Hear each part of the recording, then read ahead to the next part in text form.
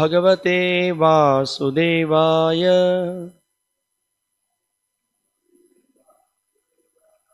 Om Namo Bhagavate Vasudevaya. Om Namo Bhagavate Vasudevaya.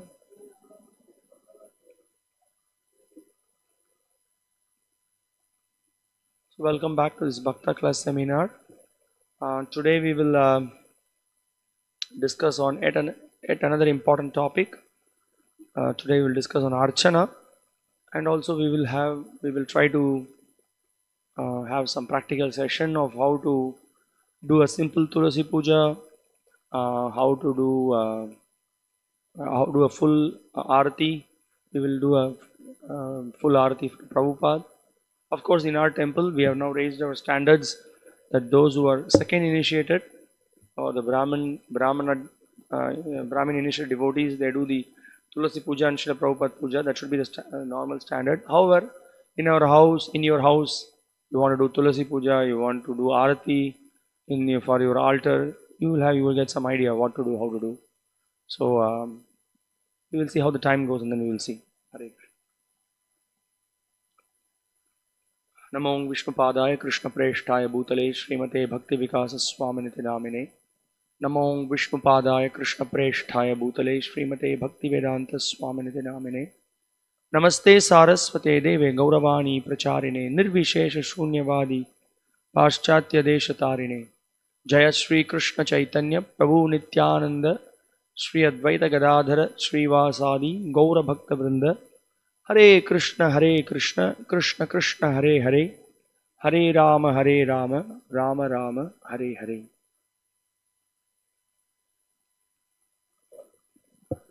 So, Srila Prabhupada, after incorporating ISKCON and then preaching message of Lord Chaitanya by spreading the holy names of the Lord, and giving the message of the Bhagavad Gita and Bhagavatam, and also along with that he gradually introduced the worship of the deities, installing the deities, building the temples, worshipping the deities in a very gorgeous way, yet maintaining the high standards of cleanliness, the very high standards of worship. All those things Srila Prabhupada trained his disciples. And so there is a philosophical understanding behind it also. Well, the process for this Kali Yuga is chanting the holy names of the Lord, Yuga Dharma. But then why we are worshipping the deities? So we will discuss that. So we all know from the Bhakti Rasamrita Sindhu, there are 64 activities which is prescribed by Srila Rupa Goswami in the Vaidhi Sadhana Bhakti. So we are following certain rules and regulations, and we are engaging our senses in the service of the Lord, right? And among those 64 angas of bhakti, there are 5 principal angas of bhakti. What are those? Hearing the Srimad Bhagavatam, then associating with the devotees, associating with advanced devotees, then living in a sacred place such as Mathura, holy dham. Well, also the place where the deities are worshipped, the devotees are congregating together and chanting the holy names of the Lord, it becomes a holy dham. Of course, chanting the holy name of the Lord, the 4th process, and then serving the deity form of the Lord with great faith. So these are the 5 of the 64 angas of bhakti. These 5 are considered to be very powerful. So the archa vigraha, the worship of the deities, is one of the angas of this 64, and in this 5 principles, this is one of the important form. So actually it is Krishna's mercy. In our present state, being conditioned, we are not able to see Krishna face to face, but still Krishna descends in various incarnations. One of the incarnation is the archa vigraha. He appears in the form of a deity and presents himself to us. He gives himself to us. You take care of me now. You dress me. You worship me. You offer me. I am giving myself to yourself. That means the Lord appears in the form of the deity, and there is no difference between the deity and the Lord. Okay, it's another important understanding. So, Srila Prabhupada in one of the places he says, worship of the archa vigraha is not idol worship. The archa vigraha is an incarnation of the Lord in a form appreciable by a devotee. Right? Therefore, devotees engage in the temple in the service of the Lord as archa vigraha, a form made of stula material objects such as stone, metal, wood, jewels, or paint.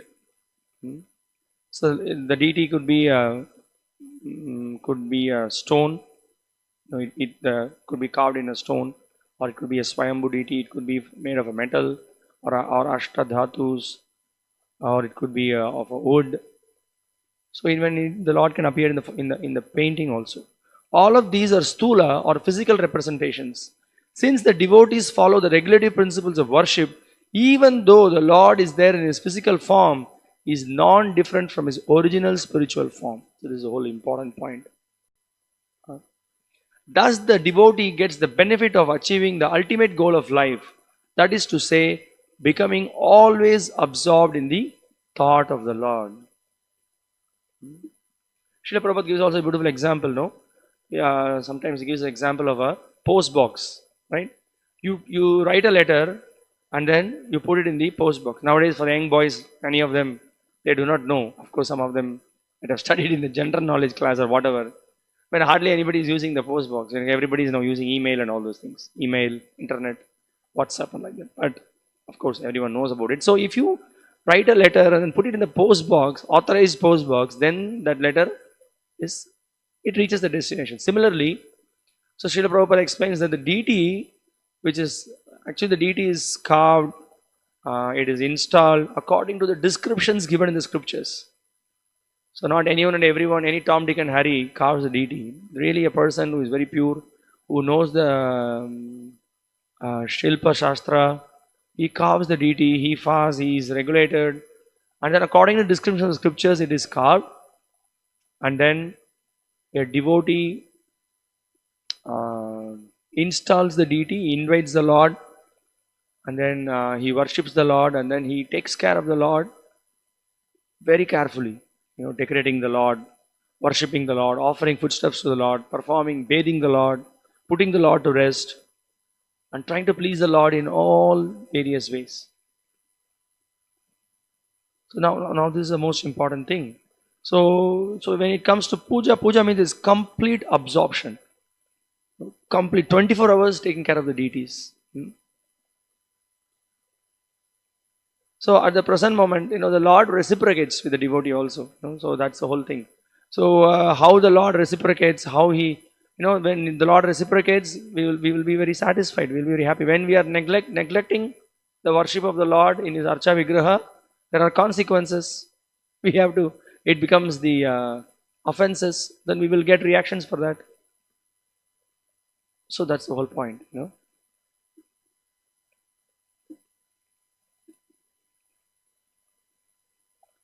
So now the Lord also sees, okay, I have given myself to you. Let me see how much you are taking care of me.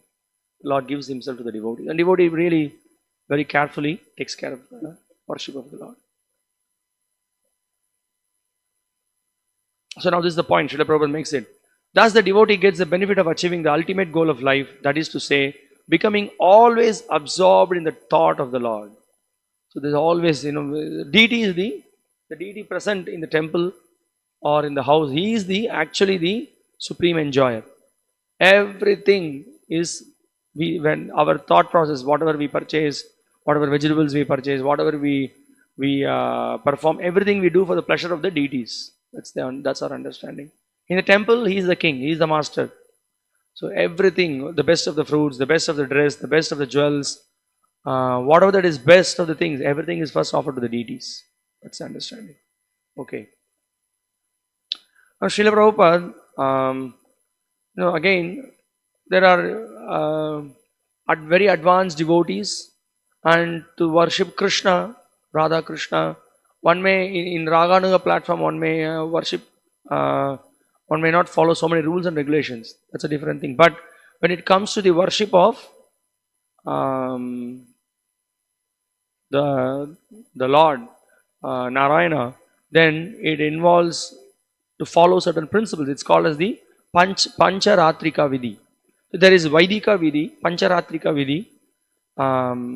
So it needs to be followed. So we can't just do according to our whims and fancies. There are certain rules and regulations which are prescribed how to take care of the deities, how to worship the deities, how to offer the deities, how to wake up the deities, how to bathe the deities, how to dress the deities, how to feed the deities. Everything is, the details are given in the scriptures, how we have to do, and we have to do it. That is performed in the mood of, what to say, in awe and reverence. Not that some spontaneously I will, whenever I like, I will do, is my Krishna, so whenever I like, I will wake up, whenever I like, I will feed him. It's not like that. Everything systematic, everything on time, everything very punctual. Everything should be spotlessly clean. So that's how the deity worship is done. So Srila Prabhupada again, one of the purposes is making the point. Lord Narayana is worshipable by the Pancharatrika Vidhi or regulative principles. Lord Krishna is worshipable by the Bhagavata Vidhi. So that's what I'm saying. So one is the Vaidika Vidhi, Pancharatrika Vidhi and Bhagavata Vidhi. No one can worship the Lord in the Bhagavata Vidhi without going through the regulations of the Pancharatrika Vidhi. So what does that mean? So, so there is Radha Krishna worship also. Radha Krishna. So one is very advanced. Now we see that we hear the description of Sanatana Goswami. He says, today you are asking me that you are saying that there is no salt in the chapati. Tomorrow you will asking me something else. So that mood of worship is very, very high platform. Okay, but you see what Srila Prabhupada says. Although there may be a Radha Krishna vigraha, the worship of the neophyte devotees is acceptable as Lakshmi Narayana worship. In that mood only we worship. Worship according to the Pancharatrika Vidhi is called Vidhi marga, and worship according to the Bhagavata Vidhi is called Raga marga. So now, as of now, we are not doing Raga marga worship. We are doing Vidhi marga. So if we do not follow the regulative principles on the Vidhi marga platform and keep our eyes trained to spot offenses, we will not make progress. So that is why it's so important. Why there are so many rules and regulations. Why we have to bathe. Why we have to keep ourselves clean before entering. So we will go through all those things. So many things. Rules are there in the Vidhi marga, and that's when we commit offenses to the deities. It all comes under seva aparad. So we need to be very careful. Don't show back to the Prabhupada. So Srila Prabhupada further says, one need only chant Hare Krishna, Krishna Krishna, Hare Hare, Hare Rama, Rama Rama, Hare Hare. Accept the remnants of footsteps offered to Krishna. Have some discussion on books like Bhagavad Gita and Srimad Bhagavatam, and engage oneself in deity worship. These four things will make one happy. So, worship of the deities, chanting of the holy names, studying the Gita, Bhagavatam, associating with devotees, and of course, performing all these things in a dham. In fact, when all these activities are performed, that becomes what? That becomes a dham. So Prabhupada further says, the form of the Lord as worshipped in the temples is called archa vigraha or archa avatara, the worshipable form, the deity incarnation. This facility is offered to neophyte devotees so that they can see the real form of the Lord face to face and offer their respectful obeisances and sacrifices in the form of archa. Through such facilities, the neophytes gradually invoke their original Krishna consciousness. Deity worship in the form of temple worship is the most valuable benediction given by the Lord to beginners. All neophytes must therefore engage in the worship of the Lord by keeping the archa vigraha at home or in the temple. See? Very important. So what happens? So we all get a great opportunity to offer obeisances, to decorate the deities, to worship the deities, to cook bhoga and offer palatable dishes to the deities. So we are all extremely purified by this process, and that way we please the Lord. And now, why it is required to worship the deities? We are again and again we are hearing the Kali Yuga Dharma is chanting the names of the Lord. Why we have to worship the deities? Srila Jiva Goswami explains it. Srila Jiva Goswami says that although Sankirtana is sufficient for the perfection of life, the archana or worship of the deity in the temple must continue in order that the devotees may stay clean and pure. You see? This is the point. Immediately, deity worship means immediately we have to wake up early in the morning. Everything is regulated. There is a time to wake up the deities. There is a time to offer sweets to the deities. There is a time to perform arati. There is a time to bathe the deities. There is time to perform shringar to the deities. There is a time to again offer incense and chamara to the deities. Again, there is another offering a day at 8 o'clock to the deities. So like that, there is a systematic program in taking care of the deities. So if you have to take care of the deities, then we need to be ready for that. We need to prepare all the paraphernalia for that. And all the paraphernalia should be kept clean. For that, we need to be kept clean. We need to keep the surroundings clean. We need to keep the altar clean. We need to keep the kitchen clean. We need to keep the utensils clean. We need to get the vegetables, fruits, everything should be kept clean. We need to keep the dresses ready for the Lord. So there is a whole set of daily duties to be performed. So it immediately puts us on a very sattvic platform. We need to be clean. We need to be by bodily we need to be clean. By mentally we need to be clean. So immediately it puts us in regulation. So this cleanliness really helps us. And this cleanliness and then the purity of mind, words and our action is very much is helping our regulation. That's what many times we used to say, no? If there are no devotees around, no deities around, how many of us will come for Mangalarti? How many of us will wake up for Mangalarti? So one day it will be 4:30. Tomorrow you will change it to 5 o'clock. Tomorrow, Prabhuji, just tomorrow 6:30. No. Another will say, then Padmanav will say, Prabhuji, it's too much, Prabhu. We came from program yesterday. Let's do it at 8 o'clock, Prabhu. So that everybody can come. It doesn't work like that. 4:30 means 4:30. That's all. Conch will be blown. This is regulation. Immediately we have to adjust everything according to that. Not that the puja will happen according to our own whims and fancies. It's not possible. So that's why Srila Jiva Goswami says that holy name, chanting holy name is enough. But all these things helps us to regulate us, to cleanse our mind, keep ourselves pure, so that this will raise us to the sattvic platform. And then above that, we transcend all the modes. Then the chanting also becomes very, enhances our chanting also. Because everything is kept very pure, is the whole point. Srila Bhaktisiddhanta Saraswati Thakura therefore recommended that one follow both processes simultaneously. We are not now in the raga marga. I will just only chant the names of the Lord. So we were engaged in the deity worship, and we also follow the Bhagavata, Pancharatrika Vidhi and Bhagavata Vidhi. So it's like a train going on a two track, right? So that's how it's like that. Parallel lines. So Srila Prabhupada said, we strictly follow his principle of performing deity worship and Sankirtana along parallel lines. This we should continue. So that's the point. Now, so there are certain descriptions given. So before a puja is done, there are certain standards that are given. We will try to understand what is that, and then we will also understand what are the different paraphernalia that are used in the worship of the deities, and then we will have a practical session. Okay. So before the worship is being done, there is something called abhigamana. Shastra describes about abhigamana. That means approaching the temple. When we approach the temple, we need to be ready with certain things. What is that? Which means we can't just come to the temple without being clean. That means we need to bathe. And any cloth, anything that I wore yesterday, I cannot wear that. We need to wear clean clothes, fresh cloth. So clean cloth. Now you don't go and fight in your house. Now I want a new silk dhoti, a new silk sari. That's not the point. We need to wear clean dress, which is washed, and then we need to be presentable in front of the Lord.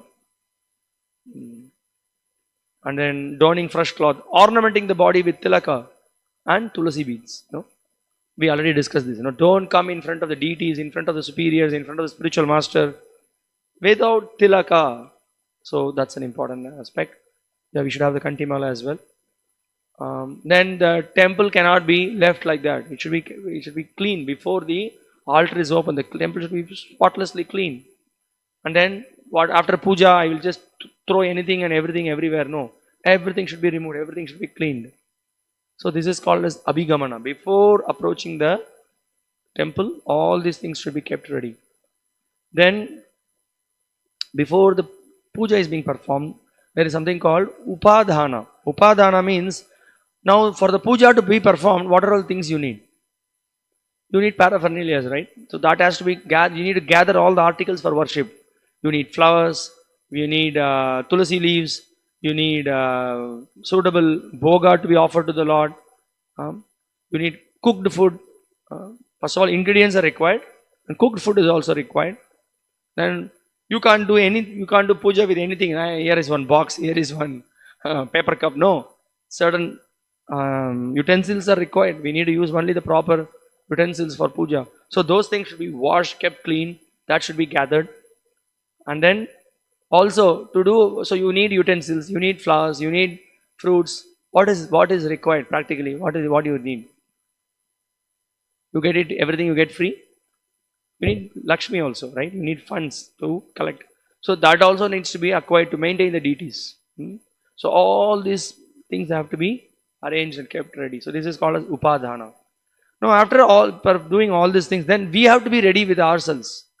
Ourselves personally we need to be ready. So that is called as we should understand that what is who we are. We are not this body, we are spirit soul, we are eternal servant of Krishna. And we are actually meant to be completely engaged in the service of the Lord. In the spiritual body, we will engage in the service of the Lord. So we chant mantras to purify. Apart from taking bath and donning fresh clothes, we purify ourselves. There is something called Bhuta Shuddhi. Bhuta Shuddhi means that we identify ourselves as whom? Servant of Krishna. And then there are other purificatory processes. This is the main important thing. Within our mind, we understand to be the eternal servant of Krishna's servant. Like that we identify ourselves. So that we prepare our consciousness before coming to the Lord. We approach our spiritual master. We offer our obeisances. We offer our obeisances to Chaitanya Mahaprabhu, and then we try to engage in the worship of the Lord. So this is called as the dhyana or meditation on the form of the Lord. And before we actually engage in the puja, we do manasika puja. Manasika puja or manasa puja. So worship of the Lord within the mind. That is also, this whole process is called as yoga. This is called as the yoga. So these purificatory procedures are performed before we do the main worship of the deity. So that means what? All those things, we prepare asana, we keep, there is madhuparka. We will see what is madhuparka. Then incense, or whatever naivedya, etc.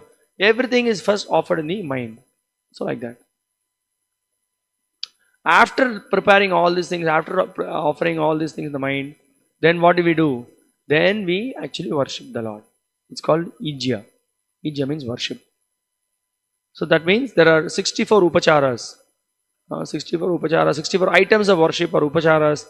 So many things are mentioned. We give asana, padya, then snana, bathing the Lord. There are like so many lists of things to do. Those who are pujaris, who are worshipping the deities, every day they perform all these activities. And then there is also another aspect of it. That is called swadhyaya. Generally, swadhyaya means study of the scriptures. That is also one general thing is referred to. But then here it refers to cultivating devotional service. So spiritual cultivation, sadhana, the sadhana process, which includes what? Hearing and chanting, glorifying the Lord, serving the Vaishnavas, honoring prasada with great respect, receiving the guests, serving tulasi, serving the dham. That means serve the temple, do various services for the Lord, and then also studying the scripture. So the arati is Puja is one part of it. So this entire thing, this is called as Swadhyaya. So all these five things are very important. So we see from 4 in the morning till 10 at night, from Srila Prabhupada says, from Mangala Arti to Shayana Arti.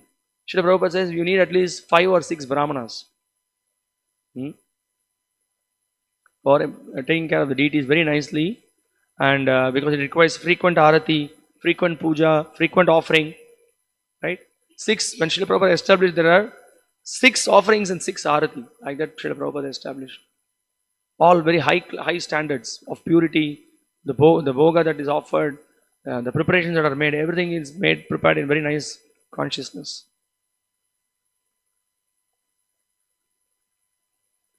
And also we can see, Krishna, Uddhava is asking so many questions about how to worship the deities. Krishna explained, he answers all those questions that Uddhava asked to Krishna.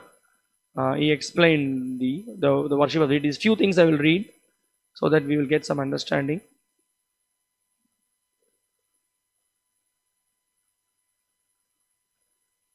It's a big list, so some here and there I will read few things.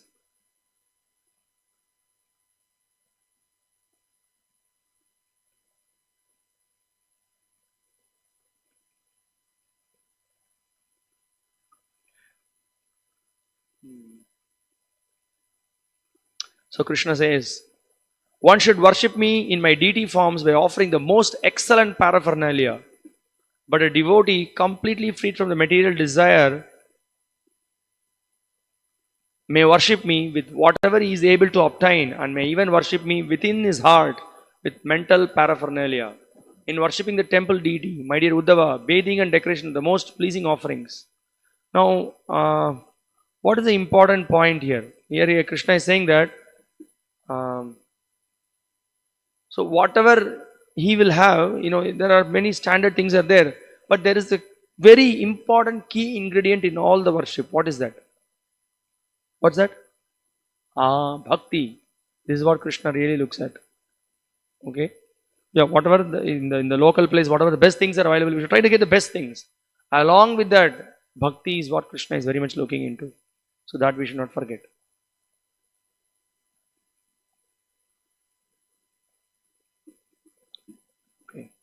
One should worship me in the form of water by offering water itself.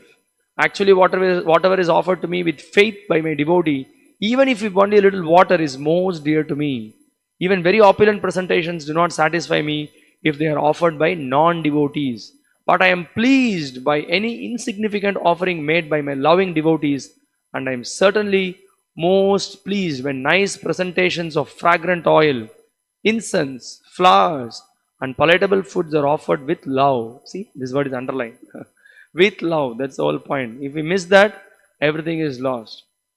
So that is why, first of all, we need to know, not that anyone and everyone can go and then buy the deities. That's why we always want when we go for yatra to Vrindavan and other places. So we tell our devotees, some of the congregation devotees and others, they suddenly get great inspiration. I want to buy Radha Krishna, I want to buy Gaur Nitai. Wait a minute. First of all, we need to be initiated. We need to get permission from the spiritual master, and we should see whether I can properly worship. It's not that for 1 week I will do some worship. Now oh, my relatives came, my in-laws came, my somebody came, this came. So I will just now put the deities in the box. After 1 week I will no. It's a serious commitment. It's a commitment for the rest of the life. Right? No, one day I will offer, another day I will not offer. Oh, he's my lala. He's my. These are all not at all acceptable. So that's why it's a very serious commitment. Better don't get the deities without having that commitment and get permission from your spiritual master. Srila Prabhupada encouraged devotees to worship the deities, certainly, but then we should be ready to make the required sacrifice to take up that. So, specifically for the grahasthas, the main worship is the temple deities. If you are staying near the temple deities is the first preference. So, whatever sevas are required for that, we should give first preference for that. Even you can see in many traditional temples, you can go to Udupi, you can go to Srirangam. Their main worshipable deity is whom? In Srirangam Ranganatha. In Udupi, there's Udupi Krishna. So all the grahasthas, they come for all the pujas, attend all the functions, all the festivals. They will render all the service for the main deity. And all other, in their house they may have some deities, in their house they may have some shaligram. They are all extensions of the main deity. Do you understand? So in the name of puja, with worshipping the house deities, we cannot neglect the main deities in the temple. So that's the whole thing. So that we need to understand. And sometimes, devotees, they don't have any understanding. They say, Prabhu, I have some deity. What is the minimal offering I should do? What is the minimal cooking? This question itself is very wrong. For example, I'm inviting Satyaraj to my house for lunch. And then I ask him, today, Prabhuji, you can come for the feast. What is the minimum thing you will eat, Prabhu? How is it proper way of asking? So you're inviting the Lord to your house. You are taking care of you want to worship the Lord. And how do you ask such a question? What is the minimal thing I can do and manage? So that attitude is also not proper. We should not have such attitude. We should know what the Lord wants, what is the standard that the Lord is expecting, and we should adjust according to that. That's the most important thing. Yeah, so in the 11th canto you can read, there is so many descriptions given about how to worship the Lord. So then another important part of the worship, we really give ourselves to the Lord. We offer praise. Placing his head at the feet of the deity, he should then stand with folded hands before the Lord and pray, "Oh my Lord, please protect me, who am surrendered unto you. I am most fearful of this ocean of material existence, standing as I am in the mouth of death. Whenever one develops faith in me in my form as a deity or in other bona fide manifestations, one should worship me in that form." So like that, we should have this proper attitude of worship. And then further, Krishna says, I'm not reading everything, many things I'm skipping. One who offers the deity gifts of land, markets, cities and villages, so that the regular daily worship and special festivals of the deity may go on continually, will achieve opulence equal to my own. All the devotee doesn't expect all this. By installing the deity of the Lord, one becomes king of the entire earth. By building a temple for the Lord, one becomes ruler of the three worlds. By worshipping and serving the deity, one goes to the planet of Lord Brahma. And by performing all three of these activities, one achieves a transcendental form like my own. See? But one who simply engages in devotional service with no consideration of fruitive results attains me. See, again Krishna is saying, what is the phalam? What is the phalam? Devotee doesn't expect any phalam. Only phalam is, what's that? What Chaitanya Mahaprabhu says. Mama janmani janmanishware bhavatad bhaktir ahaitukittvai. Nothing else. Only devotion, birth after birth. I don't want anything else. Remember, Prahlad Maharaj, he says, my dear Lord, I don't want to be part of this business transaction. I just want to engage in your service. So that's the attitude we need to again and again remind ourselves, cultivate. Even if some other desire comes, you just kick it out of the mind. Because it's a poisonous desire.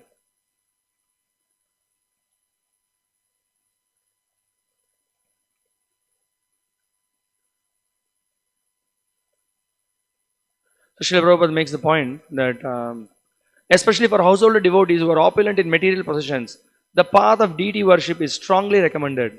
An opulent household devotee who does not engage his hard-earned money in the service of the Lord is called a miser. One should not engage paid brahmanas to worship the deity. In our Krishna consciousness movement, there are brahmacharis, grahasthas, vanaprasthas and sannyasis, but the deity worship in the temple should be performed especially by the householders. So Prabhupada says this, so that the brahmacharis can go with the sannyasis to preach. So that's why we see many devotees now, they are taking up seriously, they are coming forward and then worshipping the deities, so that the devotees can take up other preaching activities. However, are generally engaged in material activities. Grahastha devotees, however, are generally engaged in material activities, and therefore, if they do not take to the deity worship, their falling down is positively assured. Deity worship means following the rules and regulations precisely. That will keep one steady in devotional service. Again, back to the same point, square one. To get steadiness, we need to come to the temple and engage in worship. So you may say, Prabhuji, I am not second initiated, I cannot do puja, then will I fall down? And there is another quote Prabhupada is giving. In the Agni Purana, any householder devotee circumstantially unable to worship the deity must at least see the deity worship. So Prabhujis, Matajis, come for the Mangalarti. Wake up in the morning, come for Mangalarti. Participate in the program. Come for the deity greetings. Come for the Gaur Arti. Come and participate. So this is as good as taking part in the deity worship. And in this way, he may achieve success also.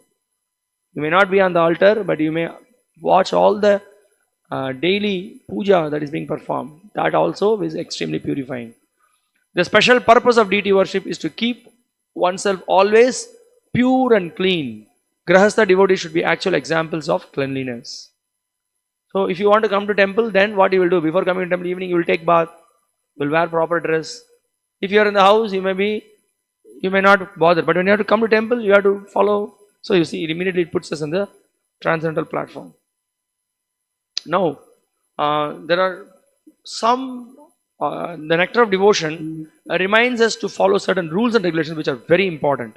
It reminds us there are certain etiquettes to be followed when we come to the temple.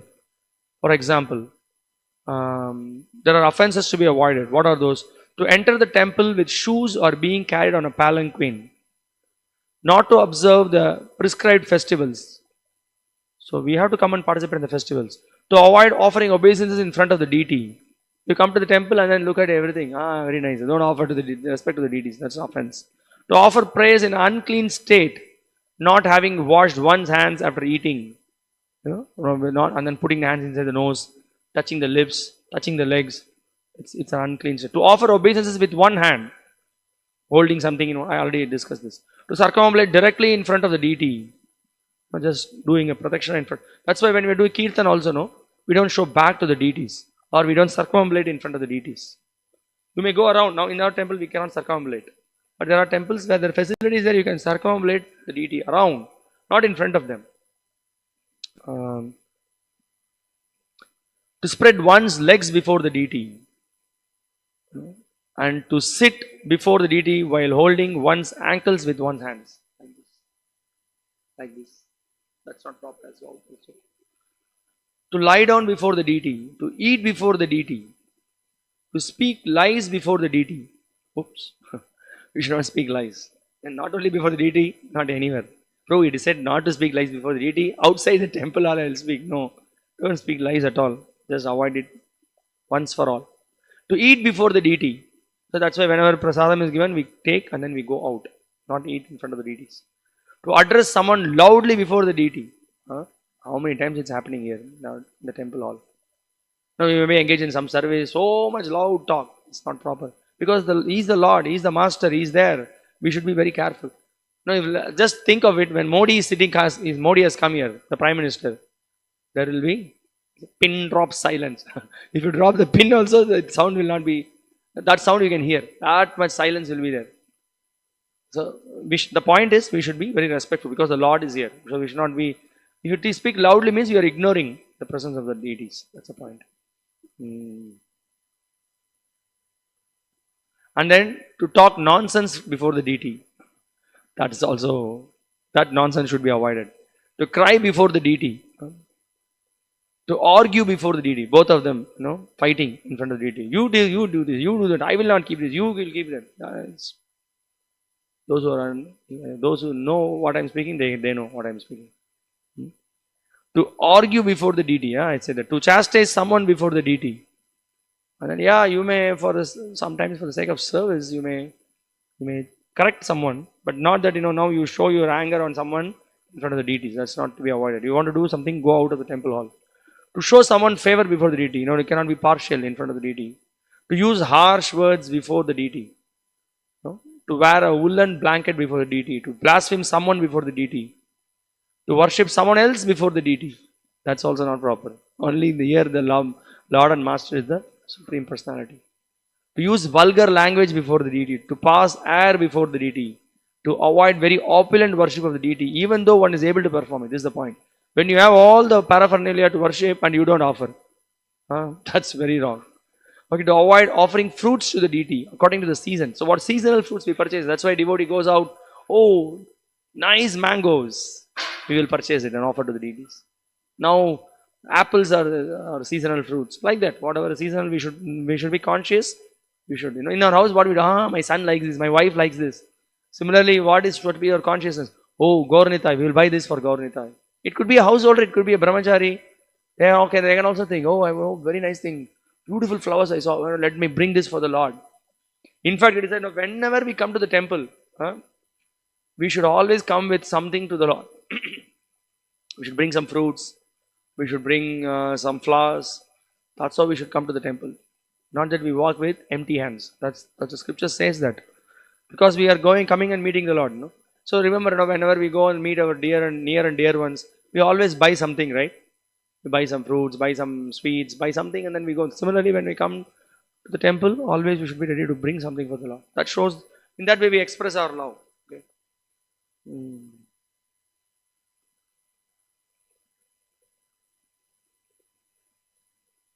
Okay. To offer food to the deity which has already been used or from which has first been given to others.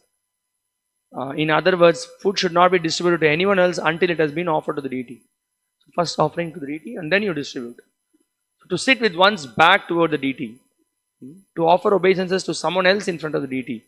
Yeah, we offer pranam to Srila Prabhupada and to our guru or the senior sannyasis we may offer in front of the deities, because Krishna is also pleased to see the devotees being worshipped in front of him. But so that much we do, but not to anyone else in front of the deities. Not to chant proper prayers when offering obeisances to the spiritual master. So when you offer pranam to the deities also, I already discussed that the other day. Chant proper pranam mantras. And then to glorify oneself in front of the deity. You may give a class, you may announce something, self-glorification. That is also wrong. To blaspheme the demigods. And then in the worship of the deity, so these are the 32 offenses to be avoided. Then there are more from other Puranas. We will just see. To eat in the house of a rich man. So, let us go for program in their house. They just have very nice goas. They have in their house, we will get the best of the paneers. To enter the deity's room in the dark. To worship the deity without following the regulative principles. To enter the temple without vibrating any sound. That's why when we enter the temple, we ring the bell, we knock at the door. Not that, bang the bell in such a way that everybody gets a heart attack. Very softly, gently we do. To collect food that has been seen by a dog. That's why you see Pujari, when he comes, he always covers it with a cloth. So that, what is the preparation? The dog may see, and we may also, like the doggish mentality may see. So that's not to be done. To break silence while offering worship to the deity. When you do, and that's why when Pujari is performing worship, then you don't call, you don't speak loudly. So he is meditating everything, he's with great devotion is offering. To go to the toilet during the time of worshipping the deity. To offer incense without offering flowers. So incense, if you offer, it has to be followed by flowers. To worship the deity with forbidden flowers. That's why, fresh flowers you bring. Not that you keep the flowers for 5 days. Then when you smell it, you faint on that spot. That flower you offer to the Lord. It's not proper. To begin worship without having washed one's teeth. No comments. To begin worship after sex. To touch a lamp, dead body or a woman during her menstrual period. It's also, it's, warning is given. Those who are pujaris, they are grahasthas, so they have to be very careful also in their house. The wife may be in some contamination period. She cannot cook. You cannot touch anything. So you have to strictly follow those who are coming and then doing puja. And then not to put on red or bluish clothing. Those who are doing puja, they cannot wear this. The clothing of others or soiled clothing. Why blue or red? Because that's specifically worn by Srimati Radharani. So we don't wear that. Other offenses are to worship the deity after seeing a dead body, to pass air before the deity, to show anger before the deity. Or, Prabhuji, that devotee did not come, because he is sick. So you have to do the puja. Oh, you didn't find anyone else. Finally, I have to do. So then going, okay, taking the incense. When we go, we have to do it really with full heart. Happily, oh great, I got an opportunity now to serve the Lord. Let me, in that mood. Not that, think it as a burden. So these are also offenses. In other places, the following offenses are listed. To be against the scriptural injunctions of Vedic literature, or to disrespect within one's heart the Srimad Bhagavatam, while externally falsely accepting its principles, to introduce differing shastras, to chew pan and betel before the deity, to keep flowers for worship on the leaf of a castor oil plant. So it should not be kept on a castor oil plant, it seems. To worship the deity in the afternoon. So when the deities are also having time for rest. Not that you will I will change the timing because I have to go for a bank. So I will today I will Prabhuji, I will change the puja from instead of 12 o'clock bhoga offering, I will do it. No, that's not allowed. To sit on the altar or to sit on the floor to worship the deity without a seat. So asana is required. To touch the deity with the left hand while bathing the deity. No, that's the left hand. Or remove the deity with the left hand. Not proper.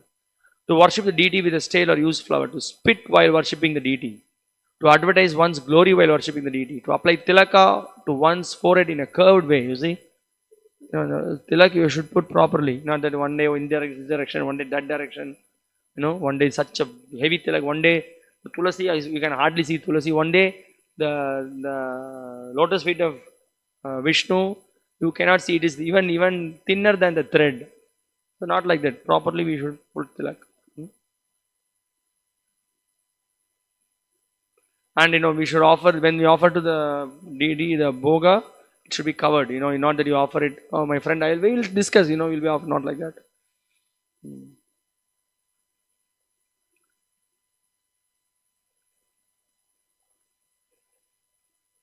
Okay, so like that. So now Prabhupada says that if you commit offenses in the worship of the deities, then Prabhupada says that you must read one chapter of the Bhagavad Gita to overcome the offenses, Prabhupada says. Yeah, we can chant the Hare Krishna Mahamantra, that's also there. So that's the whole point. Okay, so before we move on to the practical things, we will just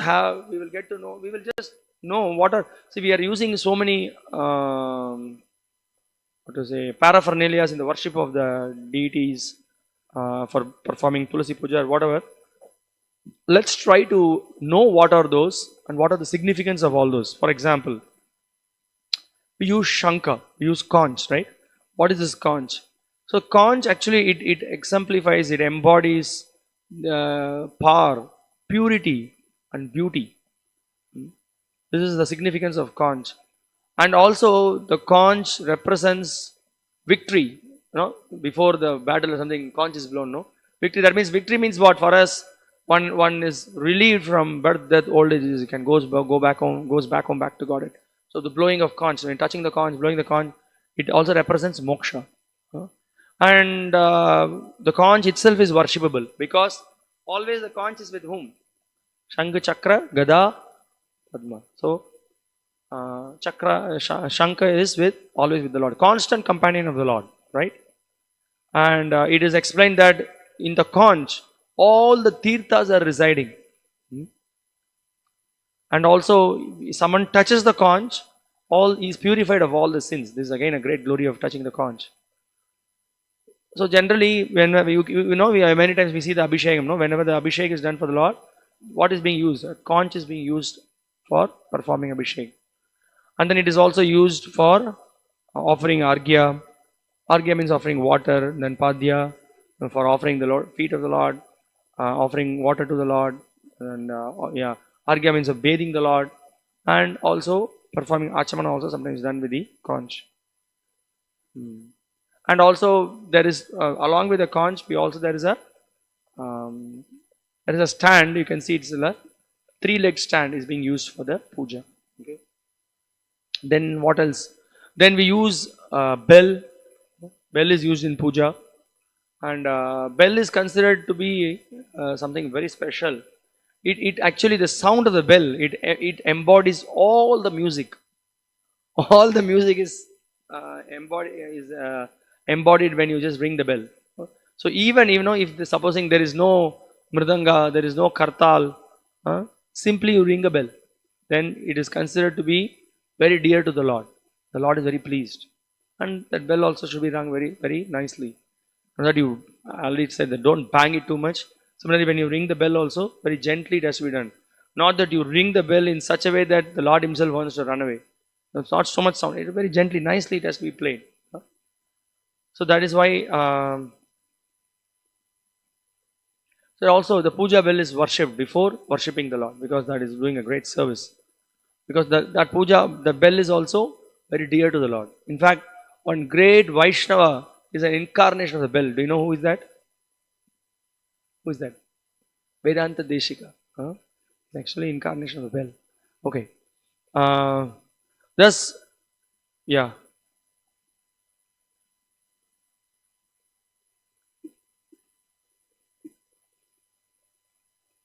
So also, with the specifically the bells that we use, it has the symbol of Garuda on top of it. Many of the bells that we use. We can see sometimes some other worshippers, they have Nandi on top of that in bells. Have you seen that? The bells. In some bells there is Nandi, some bells there is Garuda. So the Vaishnavas use bells that they use, there is always Garuda on top of it. Okay. Then of course this there is also it is also mentioned that the argya which is offered, that it contains flowers, white rice, barley, sesame seeds, darba grass, kusha tips, white mustard seeds, and ganda. So all these things are used while argya is offered to the Lord. I mean, while bathing the Lord, all these things are used like that. So some sandalwood paste and fresh water is also used. So these are, and madhuparka. Madhuparka is like, every day we are taking the. So it's a special preparation made of 5 items. Cow milk is used, yogurt, ghee, honey, and sugar. So this preparation is offered to the Lord, and this also is considered very pleasing to the Lord. And also it's mentioned that if sometimes if flowers are not there, you can offer specifically tulasi leaves. So like that. And Srila Prabhupada says, there is no question of using paper or plastic fruits and flowers for worshipping the deities. If no fresh fruits or flowers are available, then you can decorate with some fresh leaves. You have seen our temples. Nowhere do we use such things. We are not after decoration, we are after devotional service for pleasing Krishna's senses. Decoration must be there, of course, to make the temple as opulent as possible for pleasing Krishna. Outside the temple, you can use the plastic ornaments, but not for worship. And again, we will use incense, frankincense we call, incense, which is, Prabhupada says, camphor, jaggery, honey, sandalwood powder, cow dung, and spices like fenugreek, coriander, cumin, ginger, cinnamon, clove, and cardamom can be used for preparing the incense. You can form small rough balls by using dry roasted rice flour or barley flour as a base. Mixing these ingredients from the above list and binding the compound with ghee. These balls are then dried. You can then dip the balls in the mustard oil before offering them on a burning coal. So Prabhupada is basically saying in this letter how to prepare the incense. So these incense are used. That's also for the pleasure of the Lord. And then lamps, we use deepa. So deepa is, that is dhupa, and this is deepa. Deepa is used, there are pancha deepa, and there is also eka deepa. So at least, we use for all the offering to the deity, and we use pancha deepa, and for tulasi puja we use eka deepa. And also there are 5 kinds of deepa, that is also there. Pancha deepa refers to which has got 5 givicks you can put. And pancha deepa means there are so many you can see in different temples. You can go to Udupi and other places, we can see gorgeous worship is 5 kinds of deepas will be there. There are sesha, there are I don't know, there are many different varieties of deepa you can see, which will have so many givicks that's being used, and it's so beautiful. They perform different kinds of aratis. 5 aratis they perform. In one arati, 5 different lamps are being used. Okay, that's an elaborate thing. So these are some basic ideas we got. These are the upacharas that we perform. Now we will show you basically how do we do Tulasi Puja and how do we worship Prabhupada Puja. The same puja we do. If in your house you have an altar, how do we do the puja? We will see that. And also just remind me so that I don't forget. Maybe I'll just tell this before we just do. And also basic offering. How do we do an offering to the Lord? So what do we do? Whatever that we have cooked. I'm specifically now speaking in terms of house standards. In house you want to offer the bhoga to the Lord. What do we do? Whatever that is being cooked, you have a fresh plate for the Lord. Then you have individual special cups only for the Lord. So you put all whatever that you have cooked in cups. Maybe rice you may put in the plate, and then you may put little ghee, and then you put tulasi and all this, and then you bring the plate. Now all those things are understood. We are with fresh cloths. Now we will show how to perform achaman, and then put the plate in front of the altar, and then what we do, you take the bell and ring the bell, offer obeisances, and then offer. First we offer. If you are initiated, you offer your Guru Pranam mantra 3 times, and then for Prabhupada Pranam mantra you offer 3 times, and then what do? Then we offer the Pranam mantra of Namo Brahmanya Devaya Go Brahmana Hitaya Cha. We glorify Krishna, and then we offer that mantra 3 times. Now these mantras offer, but then we just beg to the Lord, my dear Lord, please, for your pleasure, we have cooked it, and kindly accept it. Kindly you relish this, whatever that we have cooked. So please forgive me for any any deficiency. Kindly accept this, and then you beg to the Lord. You offer obeisances after you offer to the Lord, and then you meditate. We meditate for 5 minutes, 10 minutes, so that the Lord will take the bhoga. We also meditate how lightly the Lord will relish this preparation, and then again we ring the bell and we take the offering. So this is how we do the offering. So then Krishna accepts it. Krishna gives it back. He eats through the eyes and gives it back. So then becomes prasad. Okay. So now we will see how to perform a simple tulasi puja. Someone can help me to set the tulasi in the middle, so that we will just perform.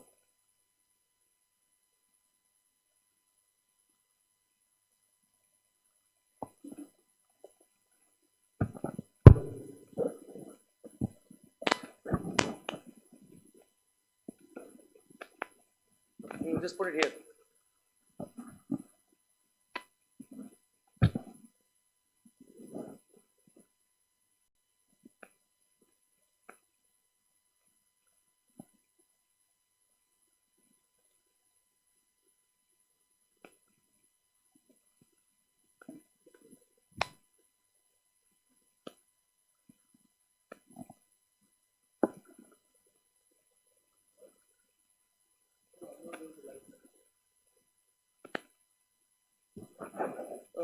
So the first and the foremost thing that we do before we start the puja, we need to learn. See, now the plate is here like this. The first thing that we do is we take the achaman cup out of the plate and put it outside. Before we start performing the puja, first thing that we do is we perform achamana.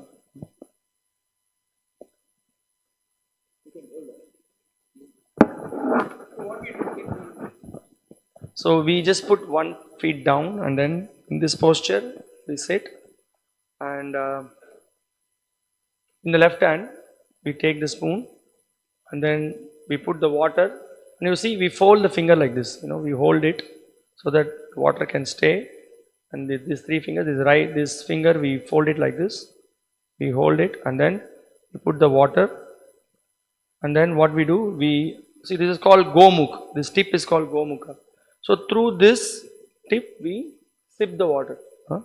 And the most important thing is that before we sip the water, first we chant the name of the Lord.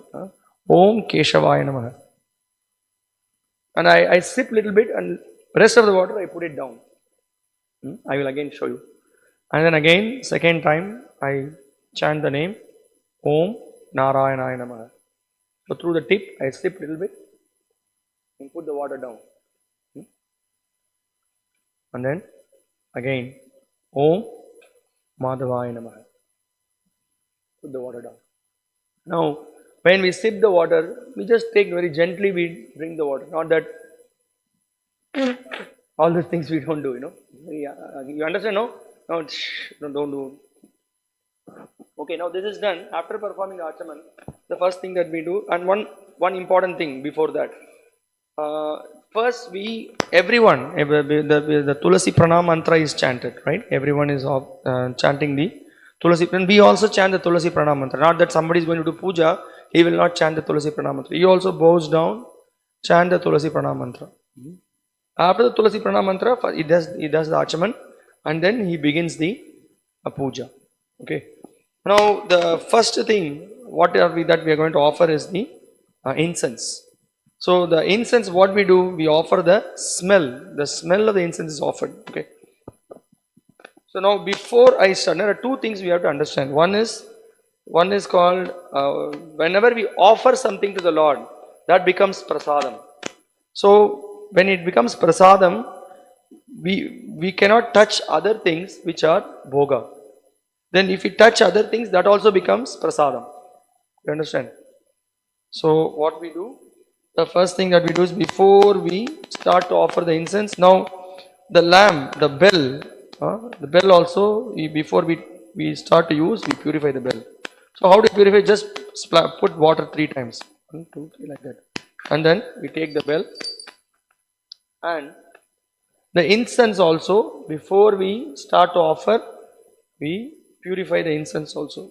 When you put, be practical, when you put the water on the incense, you don't put on the middle or on the top because it will not burn. So you just usually put on this lower part. 1, 2, 3. And now I light it. I light the lamp. Usually, yeah. After lighting the lamp, I offer. So what do I do? So we actually, if you are in your house, if you are going to, if those initial devotees, we mentally first we take permission from our spiritual master, and then we show to Prabhupada, take permission from Srila Prabhupada, and then we start to offer 7 times. I'll come to this side. 7 times we go around Tulasi Maharani. Now the important thing is that what are we doing? We are offering this. We express our devotion to Tulasi Maharani. We say that this incense is for your pleasure. Like that we offer. Then we slowly, nicely, we go through it, and then we ring the bell. We go through 7 times. Like this. Gently, without any rush, in a very meditative mood, and for her pleasure, we are offering this smell. So how many times? 7 times I offer. And after I offer it 7 times around the body, throughout. Sometimes some devotees also do, I don't want to confuse you, they do 4 times around the feet, and then 2 times around the chest, and then 7 times. But totally 7 times you can offer, that also can be done. So 7 times you do, and then after that we gently offer to Srila Prabhupada 4 times, and then we offer to the devotees around 1, 2, 3 like this. And see, if devotees are Vaishnavas are here, and if there are no one is here, then you don't have to do like this, simply blindly. There is no bhutas, pisasas, no need to offer to them. So you just offer like this 3 times, and then gently you put it down. Okay. Now this is done. Now I have a question. What should I offer next? What should I do next? We will take the deepa, correct? The first, now what happened? Now my hand is, now I cannot touch anything. The first thing that I do, I purify my hands. Purify like this. Just take and then put water in the hand, and then before we touch this, we purify this. 1, 2, 3. Now another important thing, when I said this, now 7 times I said, now, okay, I'll come back to this. Now I'm going to, I lighted the lamp, now I'm going to offer the lamp. So now how do I offer the lamp? Same thing, I take permission from the spiritual master, I show to Prabhupada, and then I start. 4 times around the feet, 2 times around the chest, and then 3 times around the head, and then 7 times around Tulasi Maharani completely. So very gently, very nicely.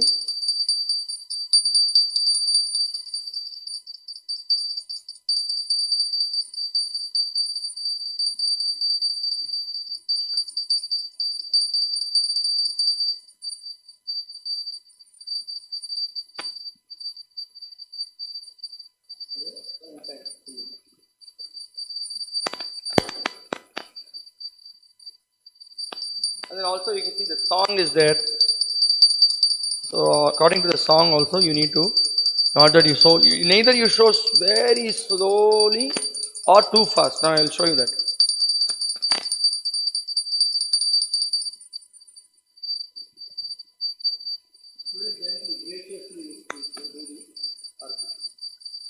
So you should not be in a rush or some tension and then some what to say, uh, in a passionate way you should not do. For example, all, not like this, very gently, very softly, and then the whole in prayerful mood, So this fire we are offering to her before we offer the incense. And another important practical aspect, and after offering and that again, I offer to Prabhupada 4 times around, and then to all the devotees. Now, another important thing, this incense is there, no? Now, after this, we just either you put it down or you can give it to someone. So, best is to put it down. Now, now this, what I wanted to say.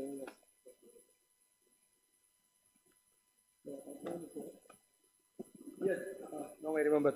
Now, this incense is there. After offering this incense to the Lord, don't put it somewhere, put it somewhere on the side. Because what are we offering by this incense? What are we offering to Tulsi Maharani?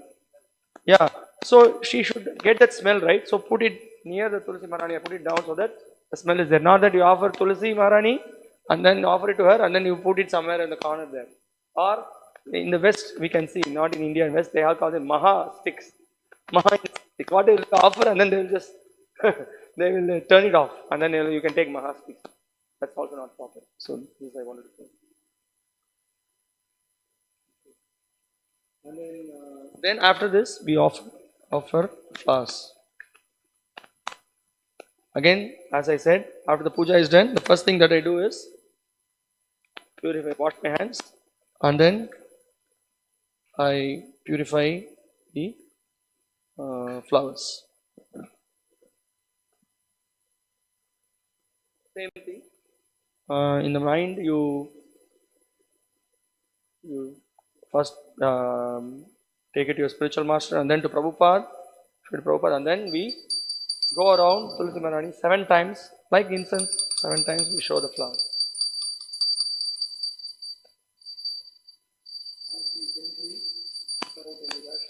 Peacefully showing the flowers. And after you offer the flowers,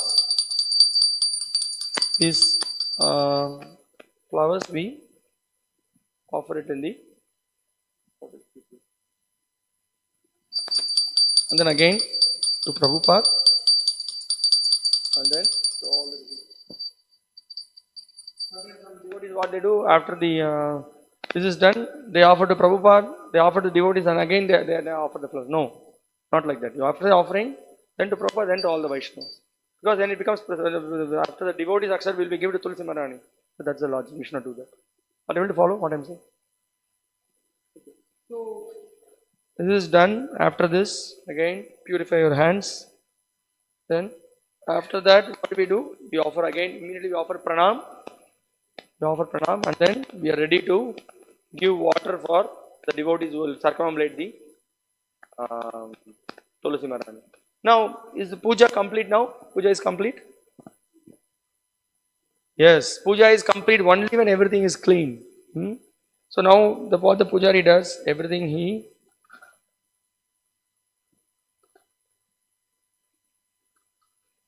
puts it back. Then some devotee, give it to some devotee, he will take it. And then what do you do? Okay, this also will be kept separately only. You will not put inside this. Put some water here. And then this much is enough. No need to do any special thing. Just throw the water away like this. That's all. It's clean. Now one devotee should come and he Shri Shri Gaurnitai ki. So one devotee should come and then he should clean everywhere. So we can offer obeisances.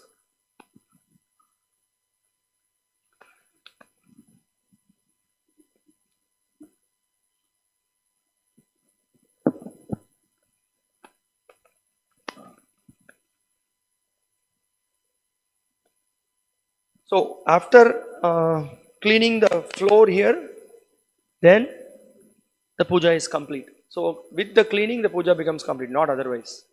So that's why immediately when puja is done, the cleaning of the floor should be done. Okay. Now we will show you how to do a simple puja of Prabhupada. Same thing when you want to do a full puja with the what do you call in your house you have an altar. You want to do a proper puja. Again, I'm telling you, whenever the items are here like this, the first thing that you do is you remove the Panchapatra outside and you start performing Achaman. So Achaman I showed you how do we do the Achaman, the same thing. So now we will go one by one, paraphernalia.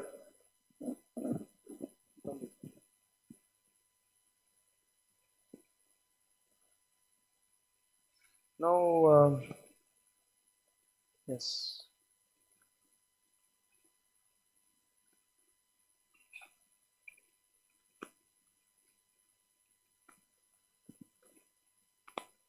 Same thing, first you purify the lamp and then purify the incense. Oh, before that, I forgot to tell. Before we start the puja, the first thing here, what we do is we actually blow the conch. Now, it's an important thing. The conch, before we start, first we perform Achaman. I showed you how to perform Achaman. Before you come and blow the conch, the person who is doing the puja should blow the conch, should perform the Achaman. After that, he can take the conch. The conch should be, before blowing, you wash the conch. Because so many are using two ways by which you can wash the conch. One is you can put 3 drops of water on top of the conch. That is also purified. But generally, what we do, we wash the conch nicely, because it's regularly being used by everyone. Everyone's mouth touches. So nicely you put water and wash it. And then for blowing the conch, it requires little practice. The conch blowing, you practice how to blow the conch. Not different sound comes. Various kinds of sounds will come. People will lose inspiration. So that requires little practice. Now the sound should not be like a sound before starting the war. It should not be like that. At the same time, the sound should not be too less also. So I'm not an expert, but I will try to produce some sound.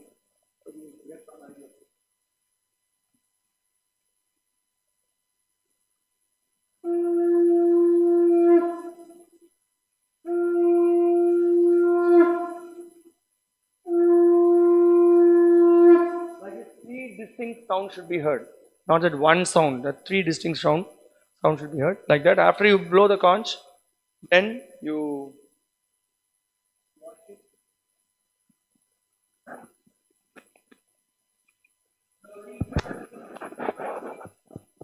after you blow the conch, you should not, this right hand is contaminated. So you should take the water from the left hand and blow it and then clean it. Not that sometimes some devotees have the habit of using both the hands, they touch this, touch that, everything becomes contaminated. So that should not be done.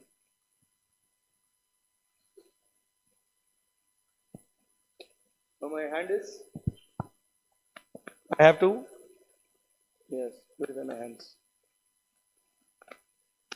Okay, now I put water on the incense, then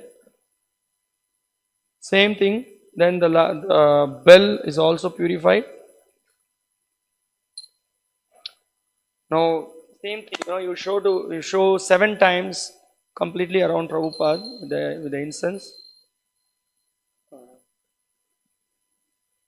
So you say Esha Dhupaha, like that we offer. Of course, then for some devotees may chant the mantras, I am Paramaguruve Namaha, like that. At least those who are doing house worship, at least you can say that Esha Dhupaha, that I am offering, we are going to offer incense now.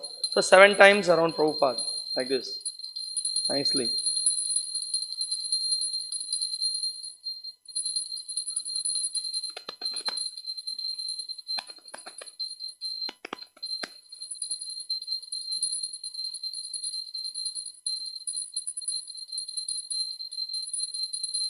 Now another important thing that I said, that when you are doing this, whatever that you are offering, We told some numbers, no, 7 times. Some things are, 4 down, 2 in the chest, 3, then 7.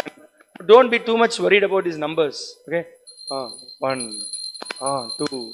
Oh, did I do 3 or 4? And it's okay. Sometimes you do one extra, you miss one extra. Most important thing is the devotion with which you offer. That's the most important thing. That we should not forget. You may add one extra, one up, one down. That's a different thing.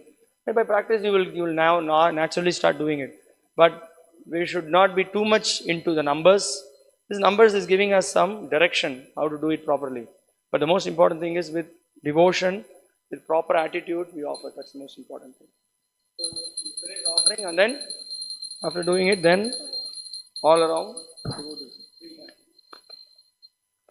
And then put it back. Look at this. This is gone now. Okay, then immediately what I have to do? This hand has become. Yeah, now I have to purify. Now again lamp will take.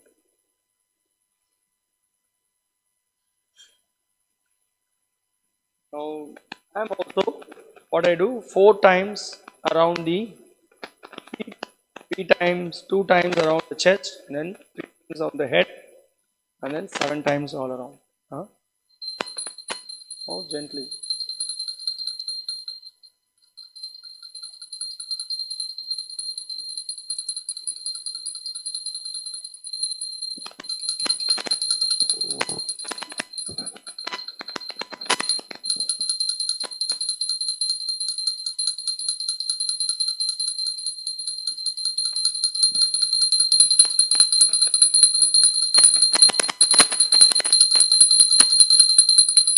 Then 7 times around. Nicely, peacefully.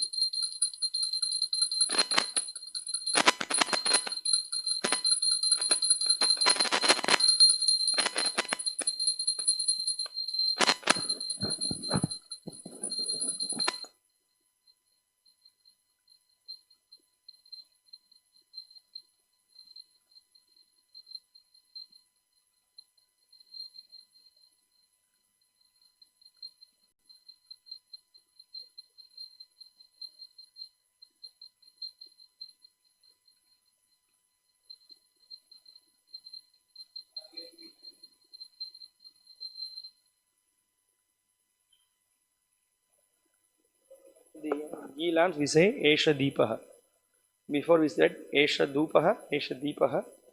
Now after that again I have to purify my hands. Then I am going to offer Argya. Argya means like bathing. Bathing. Now I will bathe the deities or Prabhupada. Now we will make a Prabhupada, we will bathe. So what we do first, there is water in this cup. Fill the water. After filling the water, what we do, we take this outside. This is a stand, I said, three leg stand. I take it outside. Yeah, before taking it outside, I will do one thing. I will just first purify this also, and then I will take this outside. Now, now I will offer the argya. So what do? I offer 3 times around the head and 7 times completely. So you hold. Idam argyam, we say.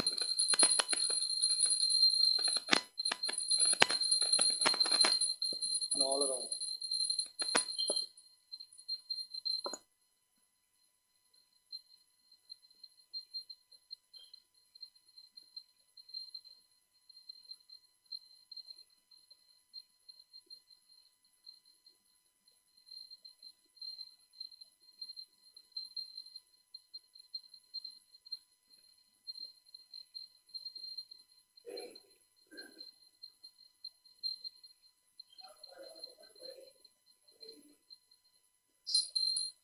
This is also kept outside. Offer it as prasadam, and then offer it to everyone. And then argya is done. So after argya is done, the next thing is vastram. You offer the handkerchief. then before I take this, I purify this as well. Then I feed vastram. Then see, there's different ways they hold it. Somehow or other you hold it. Okay, some hold it like this. Some hold it in very some hold it like this. You learn how to hold it. I just hold it in a simple way like this, and then we just go around 7 times. Sometimes they make little circles like this.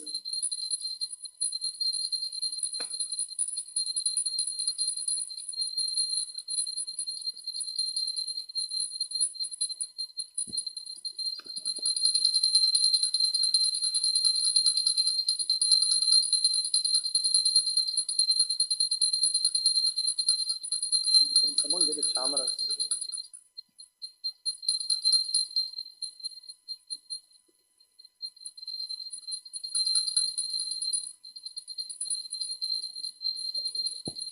So 7 times. Then again 3 times all around.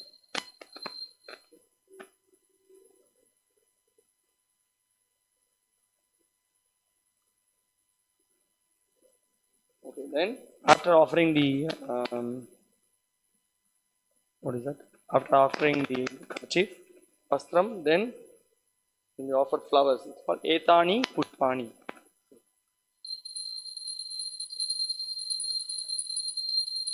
Flowers also around 7 times.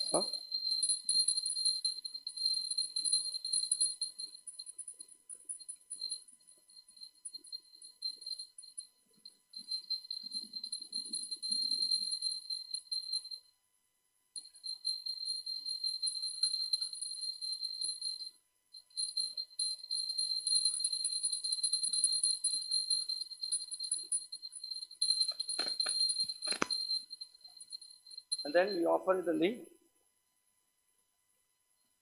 whatever in your whenever you do puja in your altar, then in between you can first offer to Krishna's feet, then to Radha Rani, or to have Gaurnita, put to Chaitanya Mahaprabhu, and then to Nityanand Prabhu, just little, and if you have some pictures you put, and then you continue doing puja. And at the end we just put few flowers, and then again just offer 3 times to all the Vaishnavas, and then we end the puja like that.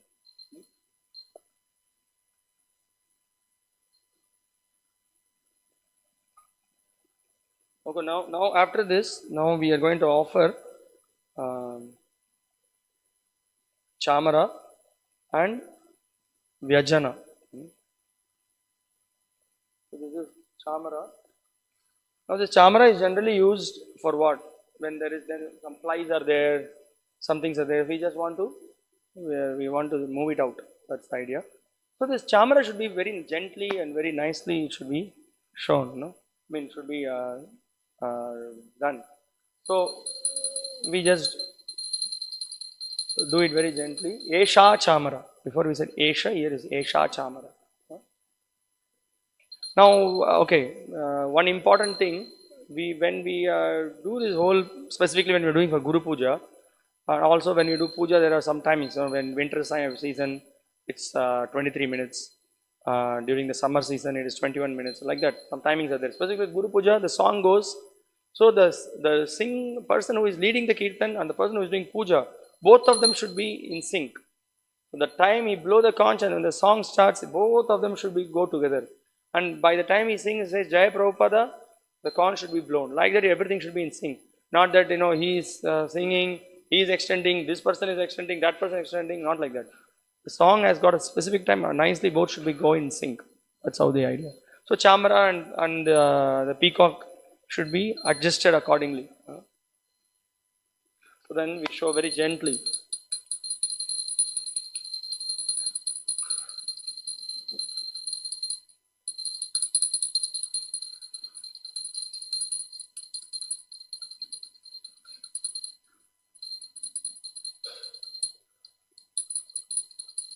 You don't have to do so many fashions, all these things. Then you are not. No need to do all these things. The idea, if you know what you are doing, we are just sending the flies out. Gently you move, then the flies will go out. Right? That's the idea. So like that. So do it very gently. Not and make it very ugly. Sometimes we say, sometimes some devotees do so much designs. So all those things you do, you can see in some places, but please don't do that.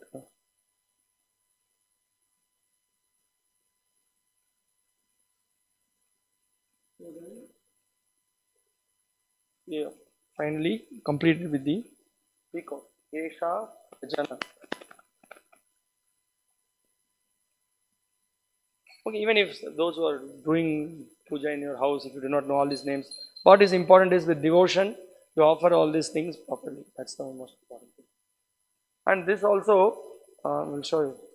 So very gently. Now, the idea is that by this peacock, what we are doing, we are some cool air should go to the object of worship. Prabhupada cool. That's the idea.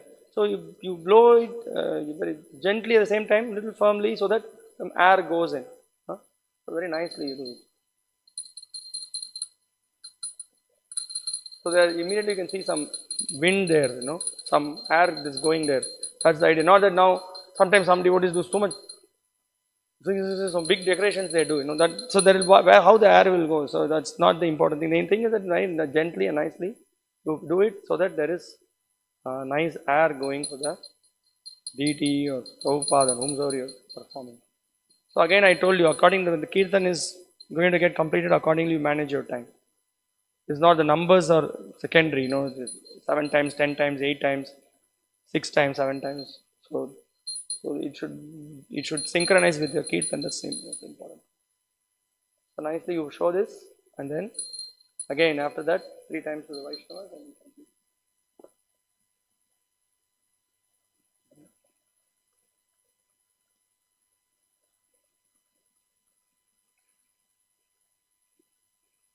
And after the puja is over, then you with folded hands you may ask permission to the Prabhupada that kindly forgive me for knowingly or unknowingly I committed some offenses. Like that you pray, and then you finish the puja again by blowing the conch.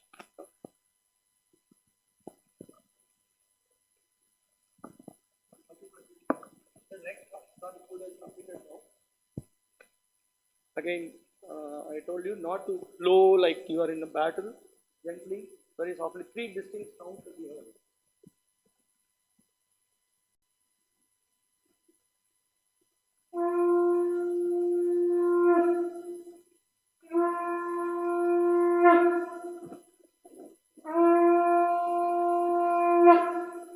And again, we have to wash. The conch needs to be washed. Don't touch with both hands. So only right hand is now become muchi. Now you clean it.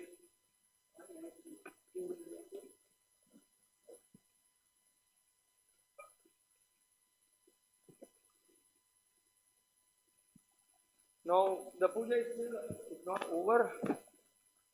Now again, this right hand is not, so you purify your right hand, and then we have to offer pranam. The first thing, before we do anything, first thing you have to offer pranam.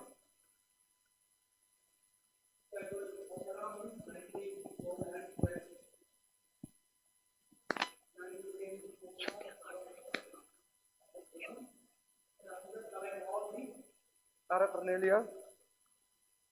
This is anyway prasadam. Somebody can get it.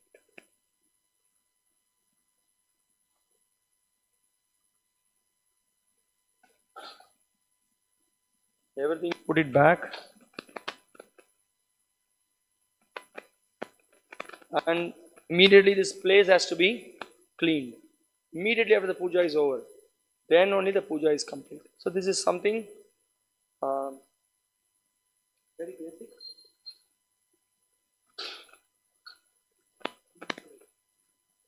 Huh? Oh, one other. Okay, thank you for asking that question. After every puja, this you see, we have everything inside the plate. Every time the items are offered, you put every item outside. Nothing goes inside. If you put inside again, that becomes unofferable. So every time we have to put it outside. Now, if you take bath, then next what you will do? So simple. Thank you very much. Hare Krishna. Just some 1 or 2 concluding. It's already very late. I know we don't have time, and we'll finish the session.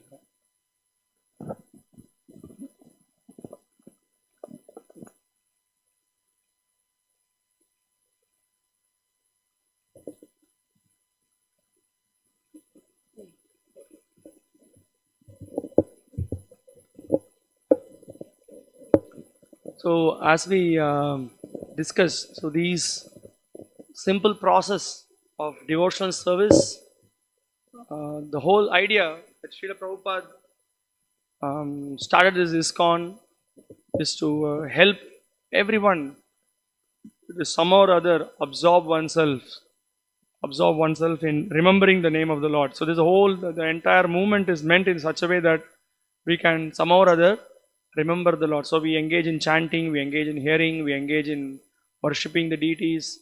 Everything is ultimately at the end of the day to smartavyam satatam vishnum vismartavyam na jatuchit. So in this Bhakta class seminar, we touched upon some of the points, basic ideas, some guidelines we got. So we need to absorb ourselves on a day-to-day basis.